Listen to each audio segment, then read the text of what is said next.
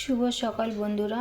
তো সকালবেলায় আমি সকাল সকাল রান্না শুরু করে দিয়েছি। দেখো কড়াতে তেল দিয়েছি, একদম অল্প একটু তেল দিয়েছি। আমি একটা ছোট্ট করে জল খাবার তৈরি করছি আজকে।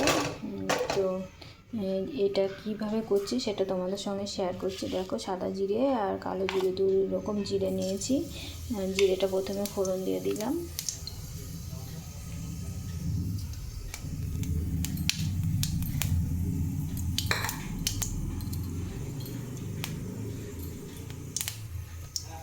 তারপর দেখো আমি একটা ছোট পেঁয়াজ ডুমো ডুমো করে কেটে রেখেছিলাম, সেটা তেলে দিয়ে দিলাম।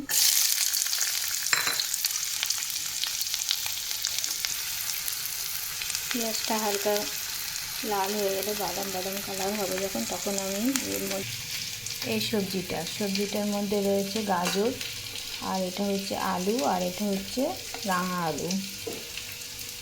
আলু। এই তিন রকম সবজি দিয়ে আমি সকালে জলখাবারে রুটির সঙ্গে তরকারিটা এই ছোলা ভিজিয়ে রেখেছি, এই ছোলাটাও দেবো।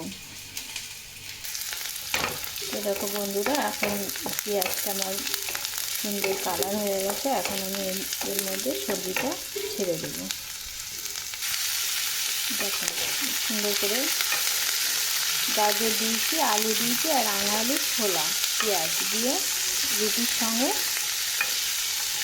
তরকারি। এটা সকালে জলখাবারের তরকারি বানাচ্ছি। এটা খুব ভালো খেতে, খুব টেস্টি। তোমরা না খেলে বুঝবে না, একদিন তোমরা করে খেয়ে দেখো। এর মধ্যে আমি সামান্য পরিমাণে হলুদ দেবো, আর একটু স্বাদ অনুযায়ী লবণ দেবো, আর একটু মিষ্টিও দেবো। মিষ্টিটা তোমরা নাও দিতে পারো ইচ্ছা মতন।